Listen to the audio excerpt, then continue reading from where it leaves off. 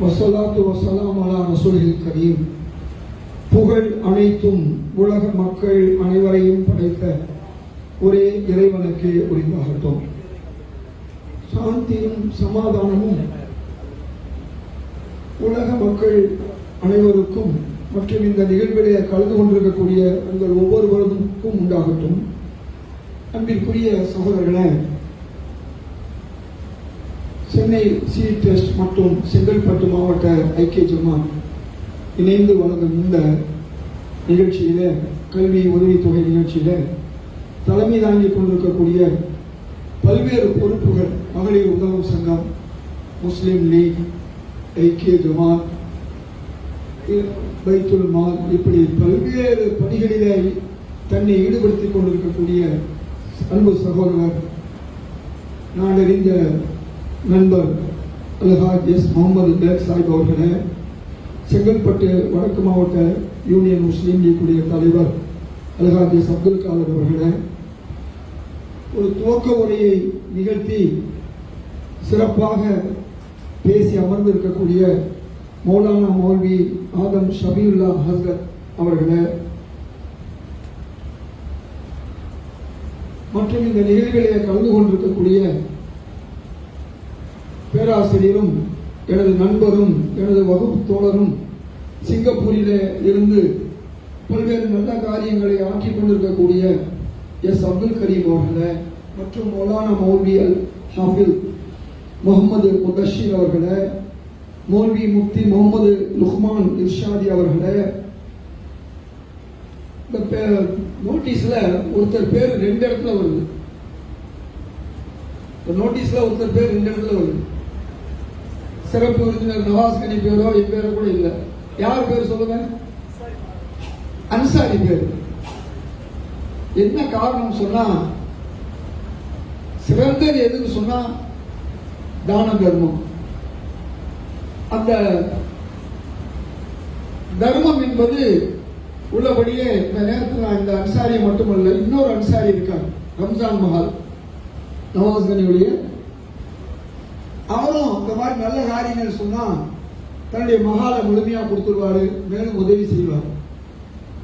அதனாலதான் இந்த தர்மம் செய்பவர்களுக்கு மிகப்பெரிய ஒரு நன்மை. அதனால அன்சாரி மகாங்கிற பேர் இருக்கு, அன்சாரி இருக்கு. அவர்களே, வர இருக்கக்கூடிய பாராளுமன்ற உறுப்பினர் அன்பு சகோதரர் நவாஸ் கனி அவர்களே, இங்கே வர முடியவில்லை என்றாலும் நமக்கு துவா செய்யக்கூடிய ப்ரொஃபஷனல் கூரியர் உரிமையாளர் அகமது மீரான் அவர்களே, அன்பு சகோதரர் முபாரக் அவர்களே, இந்த நிகழ்விலே வாக்கு திருட்டு என்பதற்கு கையெழுத்து வாங்குவதற்காக காங்கிரஸ் பேரியக்கத்தில் வந்திருக்கக்கூடிய அன்பு சகோதரர் புரசை பாஷா அவர்களே, ஐஎன்டிசி சம்சுதீன் அவர்களே, கூடுதலாக அதுக்கு ஒரு நிகழ்ச்சி வச்சிருக்கோம். ஜனநாயகத்தை காப்பாற்றுறதுக்கு ஓட்டு திருட்டை நிறுத்தணும்னு சொல்லி அவங்க வந்திருக்காங்க. அன்பு சகோதரர் அப்துல் ஜப்பார் அவர்களே, தாம்பரம் பஷீர் அவர்களே, மற்றும் பல்வேறு ஜமாத்துடைய தலைவர்களே, மாணவ செல்வங்களே, இங்கே அற்புதமாக நம்முடைய பைத்துல் மாலுடைய உண்மை என்ன, நபி ஸல்லல்லாஹு அலைஹி வஸல்லம் அவர்கள் உருவாக்கிய அந்த பைத்துல் மால், இறைவனுடைய கட்டளைப்படி அவர்கள் ஏற்படுத்திய அந்த பைத்துல் மால், அதன் பிறகு அது எப்பொழுது பலப்படுத்தப்பட்டது என்றால் அபூபக்கர் சித்தீக் ரலியல்லாஹு அன்ஹு அவர்களுடைய காலத்தில். அந்த செய்தியை உங்களுக்கு சொல்லி ஆகணும். ரசூல் ஸல்லல்லாஹு அலைஹி வஸல்லம் மறைந்த தினம், மௌத்தான தினம் அன்றைக்கு சஹாபாக்களில் சிலர், இனிமேல் நாங்கள் பைத்துல் மாலுக்கு ஜகாத் தர மாட்டோம், ஆனா நாங்க தனியா கொடுப்போம், இன்னைக்கு மக்கள் கொடுக்குற மாதிரி நாங்க தனியா கொடுப்போம் அப்படின்னு சொல்றாங்க. அப்பதான் பதவி எடுத்து வந்து உட்கார்றாரு. யாரு? அபூபக்கர் சித்தீக் ரலியல்லாஹு. ஒரு புறம் ரசூல் ஸல்லல்லாஹு அலைஹி வஸல்லம் ஜனாசா, இன்னொரு புறம் மதீனா வாசிகள் தங்களுக்குள்ளே ஒரு ஜனாதிபதியை தேர்ந்தெடுத்து விட்டார்கள். அதை போய் தடுத்து அபூபக்கர் சித்தீக் ரலியல்லாஹு ஜனாதிபதியாக்கி கூட்டிட்டு வர்றாங்க. யாரு? உமர் ரலியல்லாஹு. அப்படி கூட்டிட்டு வந்து உட்கார நேரத்தில் கொஞ்சம் பேர் சொல்றாங்க, நாங்க இனிமே பைத்துல் மாலுக்கு ஜக்காத் தர மாட்டோம், வேற ஒண்ணும் இல்லை. பைத்துல் மாலுக்கு இனிமே ஜக்காத் தர மாட்டோம்னு சொல்றாங்க. அப்ப ஒரே வார்த்தை சொன்னாரு அபூபக்கர் சித்திக், நீங்க எல்லாம் காபீர் ஆயிட்டீங்க. யார பார்த்து? அந்த கொஞ்சம் சஹாபாக்களை பார்த்து நீங்க எல்லாம் காபீர் ஆயிட்டீங்க. ஒரே அடி. உமர் இல்லாவுக்கு கோபம் வந்துருச்சு. கேட்கிறாரு, என்ன கலீஃபா, அவங்க கலிமா சொல்லியிருக்காங்க, அவங்க 5 நேரம் தொழுகிறாங்க, அவங்கள போய் நீங்க காபீர்னு சொல்லலாமா? யார் கேட்டது? நமக்கு சாதகமா ஒரு கேள்வியை கேட்டாரு உமர். நமக்குலாம் சாதகமா? இன்னைக்கு ரொம்ப பேரு ஜக்காத் சீட்டு விவரம் இல்லாம இருக்காங்க, அவங்களுக்குலாம் சாதகமா கேட்டாங்க. என்ன செஞ்சார் தெரியுமா அபூபக்கர் சித்திக்? பலகீனமான அபூபக்கர் சித்திக் ரலியல்லாஹு ஒரு பலமான உமர் தூக்கி அப்படி தூக்கி நிறுத்தினார். சட்டையை பிடிச்சு அப்படி தூக்கி நிறுத்தினார். ஒரு பலகீனமான மனிதர், என்ன பலவீனமான மனிதர் அப்படி தூக்கி நிப்பாட்டிட்டு, அறியாமை காலத்தில் பெரிய வீரனாயிருந்த உமரானி அடுத்த கேள்வி யார பார்த்து அப்படி தூக்கிட்டு அப்படி தூக்கி கீழே போட்டு சொன்னாரு, குர்ஆனையும் ஹதீஸையும் எடுத்து சொன்னார். குர்ஆன் எங்கெங்கெல்லாம் வந்து ஜக்காத்த முறையா செலுத்தாதவங்க வயலுல் லில் முஷ்ரிகீன் அல்லதீன லா யூதுன ஜக்காத்த வஹும் பில் ஆখিরাতিன் காஃபிரூன். அபூபக்கர் சித்திக் ரலியல்லாஹு காஃபிர் தான் சொன்னாரு. அல்லாஹ் என்ன சொல்றான்? முஷ்ரிக்னு சேர்த்து சொல்றான். அடுத்து சொன்னாரு, ரசூலுல்லாஹ்வுடைய ஹதீஸ சொன்னாரு, ஒருவர் கலிமா சொல்லி தொழுது ஜக்காத்தும் செலுத்தவில்லை என்றால் அவரோடு போர் புரியுமாறு அல்லாஹ் எனக்கு உத்தரவிட்டுள்ளான். யாரோட? என்னோட போர் புரியுமாறு. அவர் எதிரி, அவர் நிராகரித்து விட்டார். ஜக்காத்தை நிராகரித்தாரா? எல்லாத்தையும் நிராகரித்தார். இந்த ஹதீஸ சொன்ன உடனே உமர் இல்ல ஆடி போயிட்டார். ஏன்னா உமர் இல்ல இந்த ஹதீஸ் அந்த நிமிஷம் வரையும் தெரியாது. ஆம், அப்பதான் சொல்றாரு அல்லாஹ் தஆலா அபூபக்கர் சித்தீக் ரலியல்லாஹுடைய இருதயத்தை விசாலமாக்கி விட்டான், சரியாக ஆக்கி விட்டான். சொன்னது யாரு? அபூபக்கர் சித்தீக் ரலியல்லாஹு. அதோட சொல்லல, அடுத்த வரி சொல்றாரு, லவ் மனஊனி இகாலையிலி. போன வருஷம், அதாவது கொஞ்சம் போன மாசம் அல்லது சில மாதங்களுக்கு முன்பு ரசூல் ஸல்லல்லாஹு அலைஹி வஸல்லம் கையில ஒரு ஒட்டகத்தையும் ஒரு குட்டியையும் அல்லது ஒட்டகத்தையும் ஒரு கயிறையும் ஜக்காத்தாக பைத்துல் மாலுக்கு கொடுத்துட்டு, இன்னைக்கு நான் வந்து ஒட்டகம் மட்டும் தர்றேன், கயிறு தரமாட்டேன்னு ஒருத்தர் சொன்னா அவனோடும் நான் போர் புரிவேன். எப்படிங்க? ரசூலுல்லாஹ் பெரிய ஆளு, நான் வந்து சாதாரண ஆளு அப்படின்னு நினைச்சுக்கிட்டு ஜக்காத்தாக ஒட்டகத்தையும் கயிறையும் கொடுத்துட்டு, இன்னைக்கு நான் கயிறு தர மாட்டேன், ஒட்டகம் மட்டும் வேணா தரேன்னு சொன்னாலும் அவர்களோடும் போர் புரிகின்றார். அதோட விடல, அடுத்த ஒரு வார்த்தை சொன்னார். இன்னைக்கு உள்ள ஒரு ஜமாத் தலைவர்களுக்கும், ஐக்கிய ஜமாத் தலைவர் நீங்க, அதனால சொல்றேன், ஒவ்வொரு ஜமாத் தலைவர்களும் சேர்த்து சொன்னார், ஒவ்வொரு முஸ்லிமுக்கும் சேர்த்து சொன்னார், வல்லாஹி ல உகாத்திலன் மன் ஃபர்ரக பைன ஸலாத்தி வ ஸகாத்தி. யாரெல்லாம் தொழுகை வேற ஜக்காத் வேறன்னு பிரித்து பார்ப்பார்களோ அவர்களோடும் போர் புரியுங்கள். இன்னைக்கு எல்லாம் பள்ளிவாச கட்டுறாங்க. எது கட்டுறாங்க? தொழுது கட்டுறாங்க. அங்க எங்கேயாவது ஜக்காத்துக்கு ஒரு இடம் இருக்கா? இல்ல. பைத்துல் மாலுக்கு இடம் இல்ல. அப்ப எந்த பள்ளிவாசல்ல பைத்துல் மால் இல்லையோ, நம்முடைய பாராளுமன்ற உறுப்பினர் வந்திருக்காரு,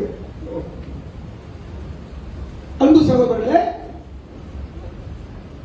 நபி ஸல்லல்லாஹு அலைஹி வஸல்லம் அவர்கள் சொன்ன விஷயத்தை அப்படியே பின்பற்றியதால் ஆதம் சபீலாசர் சொன்ன மாதிரி இன்னைக்கு பைத்துல் மால் அன்னைக்கு ஸ்ட்ரெங்த் ஆச்சு.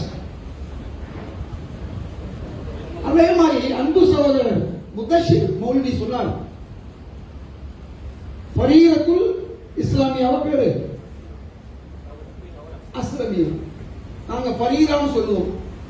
அழகா அவர் சொன்னார். இன்னைக்கு நான் அவர் செவிலியர் தான், இஸ்லாத்துடைய முதல் செவிலியர், நர்ஸ் தான் இன்னொரு நான் நினைச்சுட்டு இருக்கேன். அதற்கு சொல்லும் போது எனக்கு தெரியுது அவர் முதல் டாக்டர். ரசூல் ஸல்லல்லாஹு அலைஹி வஸல்லம் 2 ஹாஸ்பிடல் நடத்தினாங்க. ஒன்னு மிலிட்டரி ஹாஸ்பிடல், இன்னொன்னு ஜெனரல் ஹாஸ்பிடல், பொது மருத்துவமனை. இன்னொன்னு உலகத்திலேயே முத ஆஸ்பத்திரி நடத்துறது, ஹாஸ்பிடல் நடத்துறது யாருன்னா நபி ஸல்லல்லாஹு அலைஹி வஸல்லம். அதனாலதான் உஸ்வத்துல் ஹஸனா. ஏன் அல்லாஹ் சும்மா சொல்ல மாட்டான் உஸ்வத்துல் ஹஸனா? அப்ப பொது மருத்துவமனைக்கு எகிப்திலிருந்து டாக்டர் கொண்டு வந்தார். பொது மருத்துவமனைக்கு எகிப்திலிருந்து டாக்டர் கொண்டு வந்தார். அந்த டாக்டர் கேட்கிறார் ரசூலுல்லாஹ் பார்த்து, ஸல்லல்லாஹு அலைஹி வஸல்லம் பார்த்து, யார சொல்லலாம், உங்க ஆளுங்க அதிகமா என்கிட்ட வைத்தியம் பார்க்க வர்றதில்ல, என்ன அப்படின்னு கேட்கிறாரு. அப்ப ரசூல் ஸல்லல்லாஹு அலைஹி சொல்றாங்க, எங்க ஆளுங்க 5 நேரம் தொழுவாங்க, அடிக்கடி நோன்பு வைக்கிறாங்க, பசிச்ச பிறகு சாப்பிடுவாங்க, அருந்தியது அற்றது போற்றி முடியும், மருந்தன வேண்டாவா யாக்கைக்கு. வள்ளுவர் சொல்றாரு, நம்ம பாட்டன் என்ன சொல்றாரு, சாப்பிட்டது செவிச்ச பிறகு சாப்பிட்டா என்ன இருக்காது, நோயே மருந்தே தேவையில்லை. இதை ரசூல் ஸல்லல்லாஹு அலைஹி சொல்றாங்க. எப்படி சொல்றாங்க, எங்க ஆளுங்க பூரா பசிச்சு சாப்பிடுவாங்க, அதனால நோய் அதிகமா இல்ல, இருக்க வரையும் பாருங்கன்னு சொன்னாங்க. இன்னைக்கு பார்த்தா ஹாஸ்பிட்டல்ல 100% இருக்க வேண்டிய முஸ்லீம்கள் 20% இருக்காங்க. எங்க இருக்காங்க, ஹாஸ்பிட்டல் இருக்கு. என்ன காரணம், அல்லாஹ்வையும் பின்பற்றல, ரசூலையும் பின்பற்றல. அப்ப நபி ஸல்லல்லாஹு அலைஹி வஸல்லம் அவர்கள் மருத்துவமனை நடத்துறதுக்கு சத்தியத்துக்கு சாட்சியாக இன்னைக்கு ஹஜ்ரத் முதஷிர் அழகா சொல்லிட்டாரு. ஃபரீதா ராணுவ மருத்துவமனைக்கு அவர் தான் இன்சார்ஜ். ராணுவ மருத்துவமனை, ராணுவ மருத்துவமனைனா நம்ம நினைக்கிற மாதிரி அது ஒரு பதர், ஒரு உகது இந்த மாதிரி இல்லை. தொடர்ந்து ஆங்காங்கே நம்முடைய படைகள் போய்கிட்டு இருக்கும். காயம்பட்டவர்களுக்கு சிகிச்சை அளிக்கக்கூடிய ஒரு சர்ஜனாக, ஒரு செவிலியராக பரீரத்துல் அஸ்லமியா, அப்படித்தானே சார் பேர் சொல்லுங்க, ரபீரத்துல் அஸ்லமியா. நாங்க ரபி தான் சொல்லுவோம். அந்த முழு பேரை இன்னைக்கு நான் புரிஞ்சுக்கிட்டேன். தினந்தோறும் நம்ம கத்துக்கணும். அன்பு சகோதரர்களே, நபி ஸல்லல்லாஹு அலைஹி வஸல்லம் உஸ்வத்துல் ஹஸனான அல்லாஹ் சொல்றான். இன்னைக்கு பார்த்தா நம்முடைய மீலாது விழாவில் ரசூலுல்லாஹ் இப்படி தூங்குனாங்க, இப்படி சாப்பிட்டாங்க, இப்படி எல்லாம் அந்த மாதிரி சாதாரண விஷயங்களை எடுத்து சொல்றாங்க ஒழிய இவ்வளவு உயர்ந்த விஷயங்களை சொல்றது இல்லை. எது ஆக நூலகம்ங்கிறது ரசூல் ஸல்லல்லாஹு அலைஹி வஸல்லம் முதல்ல உருவாக்குனாங்க. முதல்ல மந்த்லி பென்ஷன் கொடுத்தது யாரு, மாத உபகார சம்பளம் நபி ஸல்லல்லாஹு அலைஹி வஸல்லம். முதல்ல ஃப்ரீ ரேஷன் கொடுத்தது யாரு, நபி ஸல்லல்லாஹு அலைஹி வஸல்லம். முதல்ல ஸ்காலர்ஷிப் கொடுத்தது யாரு, நபி ஸல்லல்லாஹு அலைஹி வஸல்லம். முதல்ல கான்வென்ட் பள்ளிவாசல்ல ஸ்கூல் நடத்துறது யாரு, சொல்லுங்க சொல்லுங்க. நான் சொல்லிட்டே வந்தவங்க யாரு சொன்னேன், சொல்லுங்க. நபி ஸல்லல்லாஹு அலைஹி வஸல்லம். இதை நான் சொல்லல, பீட்டர் அல்போன்ஸ் நம்முடைய சகோதரர் எம்பியா இருந்தாரு, அவர் சொல்றாரு, நாங்க 600 வருஷம் சண்டை போட்டுக்கிட்டோம், உங்க நபி ஸல்லல்லாஹு அலைஹி வஸல்லம் அவர்கள் வந்துதான் உலகத்திலே முத கான்வென்ட்ங்கிற கான்செப்டை கொடுத்தாரு. அதனால நாங்க இந்த இதை ஆரம்பிச்சோம்னு சொன்னாங்க. அப்ப கான்வென்ட்ங்கிறதுக்கு இன்னைக்கு கிறிஸ்தவர்களுக்கு முன்னால முஸ்லீம்கள் நபி ஸல்லல்லாஹு அலைஹி வஸல்லம் பள்ளிவாசல்ல ஸ்கூல் நடத்துனாங்க. அதுக்கு பிறகு சகோதர கிறிஸ்தவர்கள் தான் கான்வென்ட்னு ஆரம்பிச்சாங்க. அதே மாதிரி ஈவினிங் காலேஜ், காலையில பகல் முழுக்கும் ஒரு சஹாபி படிப்பாரு, மாலையில ஒரு சஹாபிக்கு அவரு வேலைக்கு போயிடுவாரு, அவர் மாலையில வருவாரு, இவருக்கு உணவை கொடுத்துட்டு மாலையில இவர் கல்வியை பெற்றுக் கொள்வார். இதான் ஈவினிங் காலேஜ். இந்த ஈவினிங் காலேஜ் கான்செப்டை கொடுத்தது உங்க நபிகள் நாயகம் சொன்னது யாருன்னா சுப்பிரமணியம் சொல்லக்கூடிய நம்முடைய தஞ்சை பல்கலைக்கழகத்துடைய துணைவேந்தர். இதிலேயே சொல்றேன் சொன்னா நபி ஸல்லல்லாஹு அலைஹி வஸல்லம் அவர்கள் எல்லாத்துக்கும் ஒரு முன்மாதிரியா வாழ்ந்தாங்க, ஒவ்வொரு விஷயத்திலையும். அதனாலதான் உஸ்வத்துல் ஹஸனா. இன்னைக்கு அற்புதமா நம்முடைய மௌலவி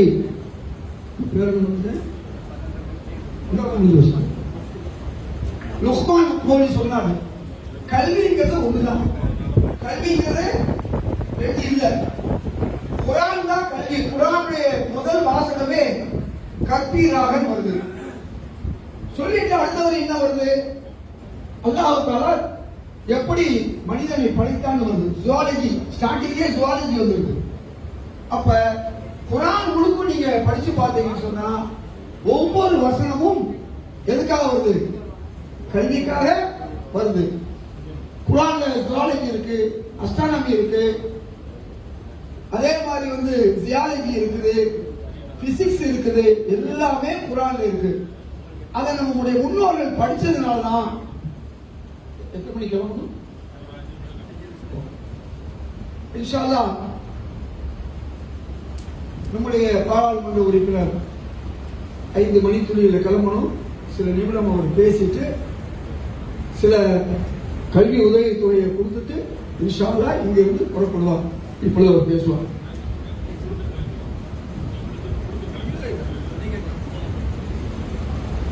அஸ்ஸலாமு அலைக்கும் வரஹ்மத்துல்லாஹி வபரகாத்துஹு.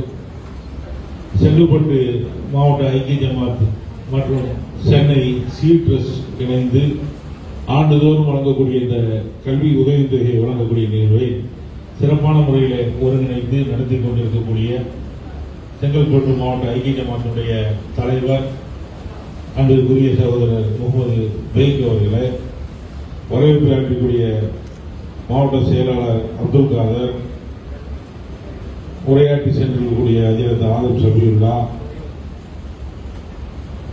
வந்திருக்கின்ற சிறப்பு விருந்தினர்களை பாராட்டவுமாக அவர்கள் பொன்னாடை போட்டி வருப்பார்கள். ஜெயத்துல்லா சாப் அவர்களுக்கு நமது நூறு அவர்கள் பொன்னாடை போட்டி கௌரவிப்பார்கள். முபாரக் அவர்கள் பாராளுமன்ற உறுப்பினர் நவாஸ் சாப் அவர்களுக்கு பொன்னாடை போட்டி கௌரவிப்பார்கள். அன்சாரி சாப் அவர்கள் மாவட்ட செயலர் அப்துல் காதர் அவர்களுக்கு பொன்னாடை போட்டி கௌரவிப்பார்கள்.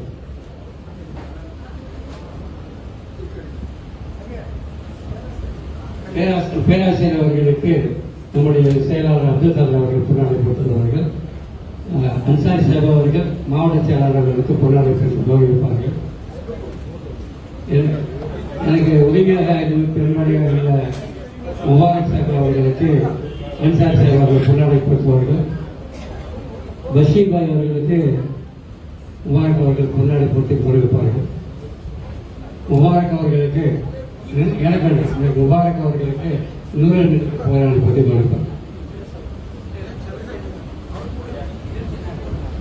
இந்த மகானுடைய உரிமையாளர் தொடர்ந்து இந்த நிகழ்ச்சிக்கு இந்த மகாலை தந்து உதவக்கூடிய அன்சாரி சாஹிப், நம்மிடத்திலே உரையாற்றி அமர்ந்திருக்கக்கூடிய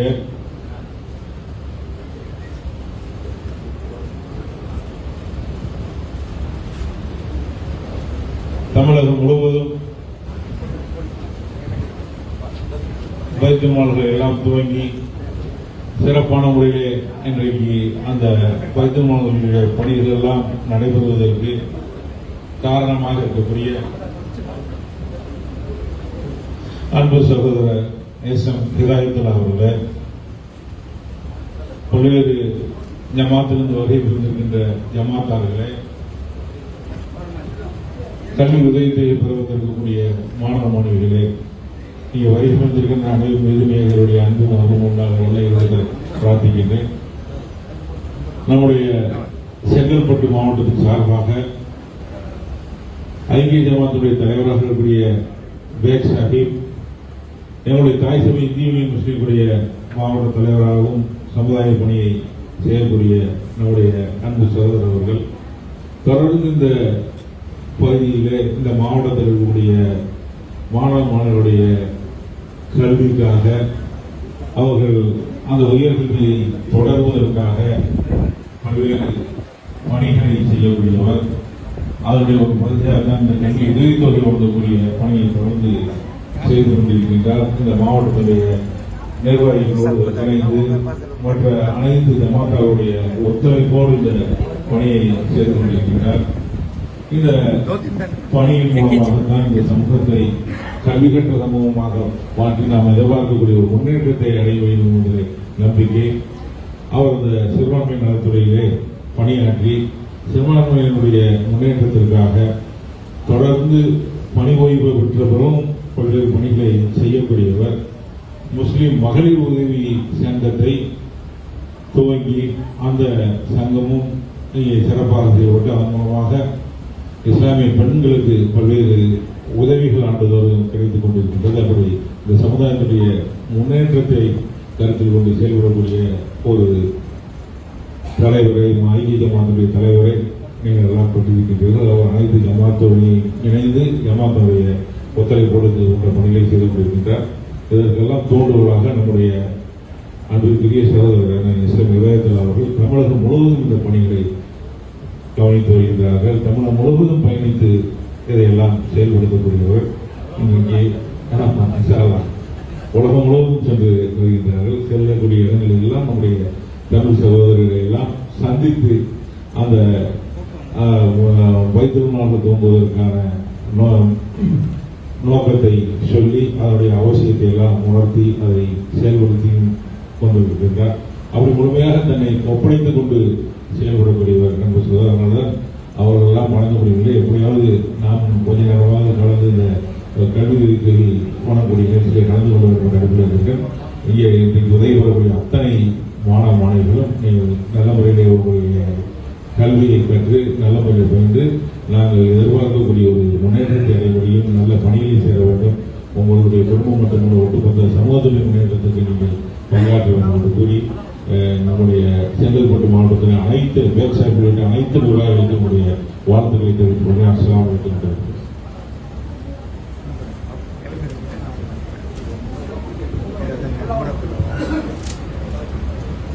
நம்முடைய எம்பிஏ மாணவர்கள் அவருடைய 2:30 மணிக்கு கைப்பிடிக்க வேண்டியதால் ஆரம்பகட்டமாக என்னுடைய சிறிய உதவி தொகைகளில் உங்களுக்கு வருவார்கள். பல்லாவரத்தை சேர்ந்த அஃப்ரா பர்வீன் கேர் ஆஃப் முபாரக் பை முபாரக் முன்னாடி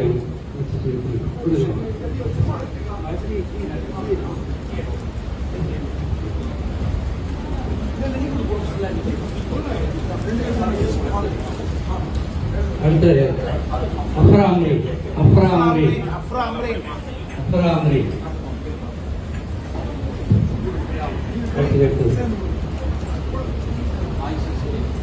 ஆயிஷா சித்திகா,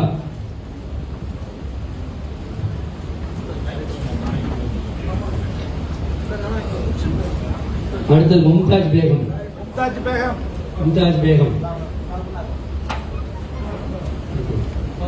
அப்பாஸ் அலி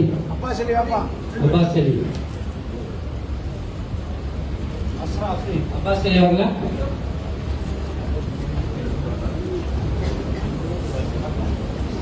அஸ்ரா அஃப்ரீன்,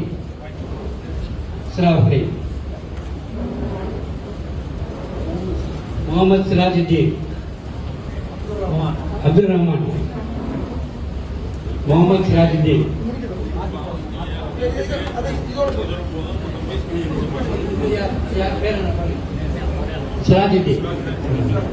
இது முடிஞ்சது. இது ஒண்ணு அப்துல் ரஹ்மான் அடிக்கடி அவரே தான்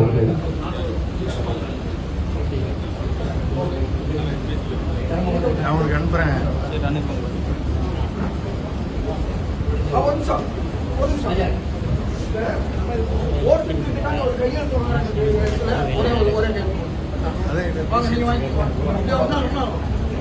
இவருக்கு நிறைய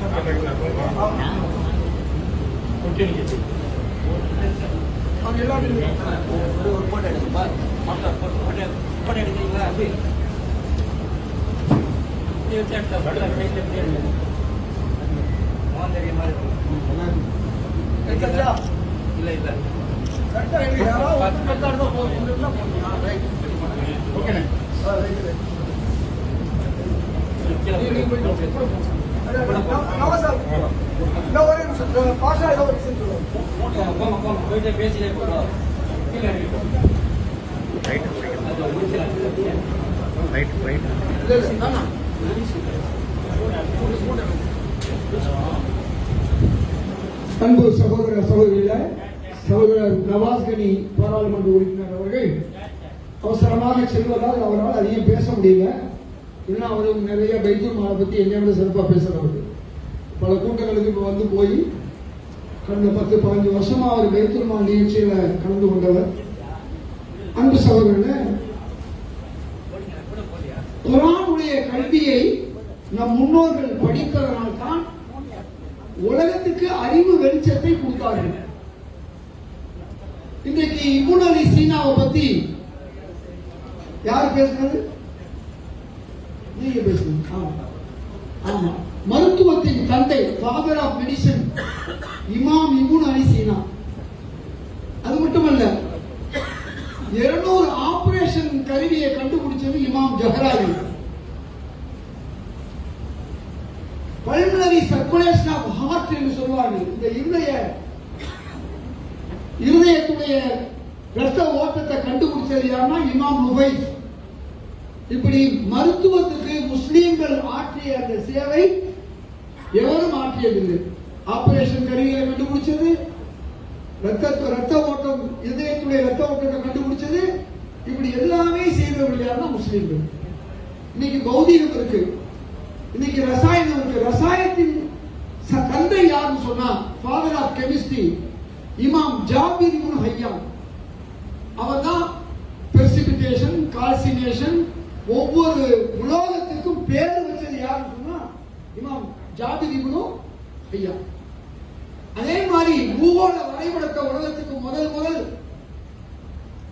வரைஞ்சு இன்னைக்கு பூகோள ஜியோகிராபிக்கல் மேப் யாருன்னு சொன்னா இமாம் இத்ரிஸ். அப்ப பூகோளம் மட்டுமல்ல, இன்னைக்கு பௌதிகத்துக்கு இப்னு கல்தூன், கணக்கு 1 2 3 சொன்னா இன்னைக்கு நாம பயன்படுத்துற 1 2 3 அரேபியன் நம்பர் சொல்லுவாங்க. அதுக்கு பேர் அரேபியன் நம்பர். இங்கிலீஷ்காரர்கள் கொண்டு வந்தது ரோமன் லெட்டர். 1 கோடு போட்டா 1, 2 கோடு போட்டா 2, 3 கோடு போட்டா 3. இப்படி போட்டா அதுக்கு என்ன? பி போட்டா 5, 1 கோடு முன்னால போட்டா 4, 1 கோடு பின்னால போட்டா 6. இதை கண்டுபிடிச்சது அவங்க. ஆனா இன்னைக்கு உலகம் எதை பயன்படுத்திக்கிறது?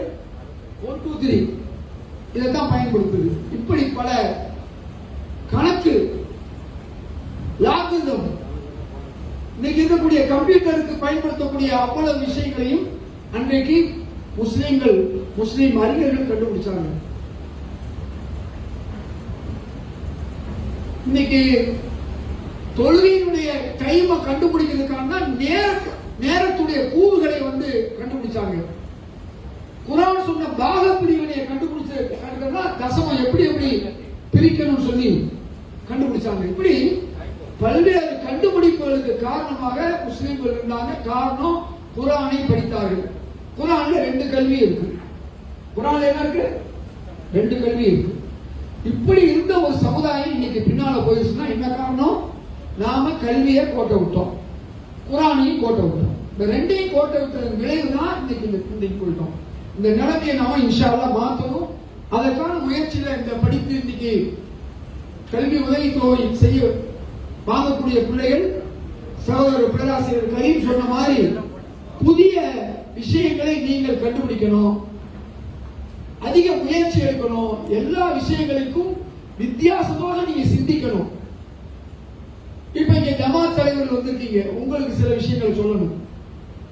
எப்படி கல்வி உதவித்தொகை பெறக்கூடிய மாணவர்கள் நீங்க 5 நேரம் தொழுகணும், அதே மாதிரி நாளைக்கு நான் பிறருக்கு உதவுவேங்கிற எண்ணம் உங்களுக்கு வரணும்.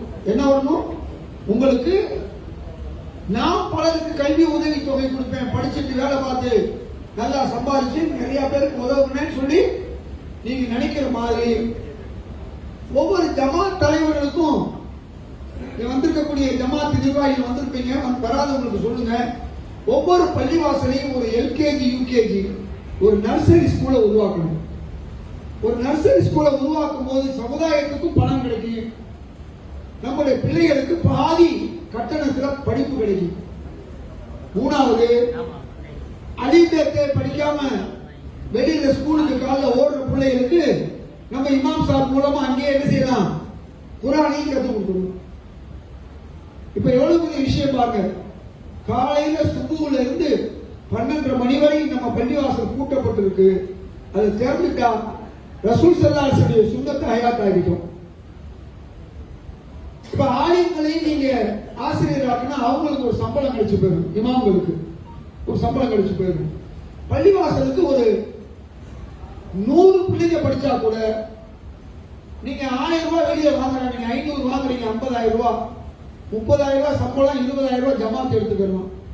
ஜமாத்துக்கு பணம் கிடைக்குது. அப்ப ஒவ்வொரு பள்ளி வாசல்லையும் எங்கெல்லாம் ஸ்கூல் இல்லையோ அங்க குறைஞ்சபட்சம் ஒரு நர்சரி ஸ்கூலை உருவாக்கணும். அது நாளைக்கு ஒரு துவக்க பள்ளியா எலிமெண்டரி ஸ்கூலா மாறும். அந்த ஆர்வம் வந்துடும். ஜமாத்துக்கு சம்பாத்தியம் வந்து அதை பார்த்த உடனே என்ன செய்வாங்க, பக்கத்துல ஏதாவது இடம் வாங்கி இல்ல இருக்கிற இடத்துல என்ன செய்வாங்க, எலிமெண்டரி ஸ்கூல் ஆரம்பிச்சிருவாங்க. அதே மாதிரி உங்களுக்கு ஒவ்வொரு பள்ளிவாசலையும் சாயங்காலம் முஸ்லீம் அல்லாத சகோதரர்கள் வர்றாங்க. எதுக்கு வர்றாங்க? ஓதி பார்க்க வர்றாங்க. நிறைய பள்ளிவாசல் நம்ம பார்க்கிறோம், குழந்தைகளோட நின்றுக்கிட்டு இருப்பாங்க ரொம்ப நேரம். அசருக்கு வருவாங்க, மகரிபுக்கு பிறகுதான் போவாங்க. அவங்க நம்மளை தேடி ஏன் வர்றாங்க? அல்லாஹ் சாமி நம்மளை காப்பாத்தும். அல்லாஹ் சாமி அவங்க நினைச்சுக்கிறாங்க, அல்லாஹ் சாமி மேல அவ்வளவு நம்பிக்கை வச்சிருக்காங்க. நம்மளோட நம்பிக்கை யாருக்கு இருக்கு? அவங்களுக்கு இருக்கு. அவங்க வர்றவங்களை நம்ம மதிச்சு அவங்களுக்கு ஒரு சேர் போட்டு, குறைஞ்சபட்சம் ஒரு 5 சேரோ 10 சேரோ போட்டு என்ன செய்யணும், அவங்கள உட்கார வைக்கணும், கண்ணியப்படுத்தணும். முஸ்லீம்களுடைய கண்ணியத்தை பார்த்து இஸ்லாத்தை அவங்க தெரிஞ்சுக்குவாங்க. நாளைக்கு இஸ்லாத்துல வரக்கூடிய நிலைமை கூட ஏற்படும். அப்ப நாம என்ன செய்யணும்? நாம போய் தாவான்னு தேடி போடிய அவசியம் இல்லை. நம்மளை தேடி வரக்கூடியவர்களுக்கு நாம உதவணும். அதே மாதிரி மகளிர் உதவு சங்கம் டாக்டர் தலைவரா இருக்காரு. அந்த மகளிர் உதவு சங்கம் மாதிரி அரசாங்கம் பல உதவிகளை செய்யுது. இந்த உதவிகளை வாங்கி கொடுக்கிற வேலையை ஒவ்வொரு ஜமாத்தும் அவசியம் செய்யணும். அதே மாதிரி வேலை வாய்ப்பு ஏதோ கவர்மெண்ட் கொடுக்கும் மட்டும் பார்க்க கூடாது. ஒவ்வொரு ஜமாத்து நினைச்சா வேலை வாய்ப்பை உருவாக்கணும். எப்படி உருவாக்குறது? ஒரு ஜமாத்து நினைச்சா ஒரு முஹல்லா இருக்கு, அந்த முஹல்லாவுல படிச்ச பிள்ளைகள் இருப்பாங்க, அவங்க வேலை தேடிட்டு இருப்பாங்க. அதே முஹல்லால பக்கத்துல ஒருத்தர் தொழுவாரு, அங்கே அரசாங்க வேலை பார்த்தவரா இருப்பாரு, இல்ல வெளிநாட்டுல வேலை பார்க்கிறவங்களா இருப்பாரு. இந்த 2 பேருக்கு தொடர்பு இருக்காது. எந்த 2 பேருக்கு தொடர்பு இருக்காது? 5 நேரம் ஒன்னா தொழுவாங்க, 5 நேரம் என்ன செய்வாங்க? தொழுவாங்க. வேலை தேடுறவரு பக்கத்துல தொழுவாரு, வேலை கொடுக்கணும்னு நினைக்கிறவரு அல்லது வேலை எப்படி வாங்கலாம்னு தெரிஞ்சவர் பக்கத்துல தொழுவாரு. 2 பேருக்கு தொடர்பு இல்லை. இந்த தொடர்பை யார் உருவாக்கணும்? பெருநாளைக்கு மறுநாள் 2 பெருநாளைக்கு எல்லா ஊர்ல இருந்து வந்துருவாங்க அந்தந்த பள்ளிவாசலுக்கு. இப்ப என்ன செய்யணும்? அவங்க வேலை தேடக்கூடிய மாணவர்களை ஒரு சென்சஸ் எடுக்கணும். 10 பேரோ 20 பேரோ. நம்ம ஊர்லயே உள்ளாரு யார் கவர்மெண்ட்ல வேலை பார்க்கிறாரு அப்படின்னு தெரிஞ்சுக்கிட்டு அந்த வேலை பார்க்கிறவரையும் இவர்களையும் அடுத்த நாள் ஒன்னா உட்கார வைக்கணும். உட்கார வச்சுட்டா என்ன நடக்கும்? இவங்க எப்படி கவர்மெண்ட்ல வேலை வாங்குறது, எங்கெங்க என்னென்ன வேலை இருக்குது, கவர்மெண்ட் வேலை கிடைக்கணும்னா பிரைவேட்ல என்னென்ன வேலை இந்தியாவில் இருக்குன்னு சொல்லி கொடுத்துருவாங்க. அதே மாதிரி வெளிநாட்டுல வேலை செய்யறவங்க சொல்லுவாங்க, இந்தந்த துறையில நீங்க வேலைக்கு போகலாம், இந்தந்த மாதிரி நீங்க பாஸ்போர்ட் எடுக்கணும், விசா எடுக்கணும், எங்களை தொடர்பு கொள்ளணும்னு சொல்லுவாங்க. இப்படி ஒரு தொடர்பை ஏற்படுத்துறதும் இந்த ஜமாத்துகள் செய்யணும். அதே மாதிரி நம்முடைய பள்ளிவாசல்ல நிறைய இடம் இருக்கும், கபர்ஸ்தான்ல. அதே மாதிரி பள்ளிவாசலை சுத்தி இடம் இருக்கும். இன்னைக்கு என்னமோ மரம் வளர்க்கிறோம், வளர்க்காம இருக்கிறோம். அரசாங்கம் நமக்கு தோட்டக்கலை சார்பா தேக்கு மரம் செம்மரம் யார் வளர்க்கிறாங்களோ அவர்களுக்கு இலவசமா கன்றுகளை கொடுக்குது. கட்டிங் ஆர்டர், நாளைக்கு கட் பண்ணி விற்க முடியும், அந்த ஆர்டரை கொடுக்குறாங்க. இதை வாங்கிட்டோம் சொன்னா கொஞ்சம் கொஞ்சம் கவனமா கேளுங்க. அப்படி யாருக்கா கொஞ்சம் உட்கார்ந்து கேளுங்க. அப்ப தேக்கு மரம் செம்மரம் வளர்த்தோம் சொன்னா ஒரு 20 வருஷம் அல்லது 30 வருஷம் கழிஞ்சு 20 வருஷம் 30 வருஷம் கழிஞ்சு ஒரு தேக்கு மரம் 3 லட்சத்துல இருந்து 5 லட்சம் ரூபாய் வரை விற்கி. 100 மரம் வளர்ந்தான்னு வச்சுங்க, 5 லட்சம் ரூபாய் இருக்கும். 20 வருஷம் கழிச்சு என்ன அமௌண்ட் வரும் சொல்லுங்க பார்ப்போம். 100 × 5 லட்சம் எவ்வளவு? எத்தனை கோடி? 5 கோடி. ஒரு பள்ளிவாசலுக்கு 5 கோடி கிடைச்சா என்னென்ன வேலைகள் செய்யலாம்? செய்யலாமா இல்லையா?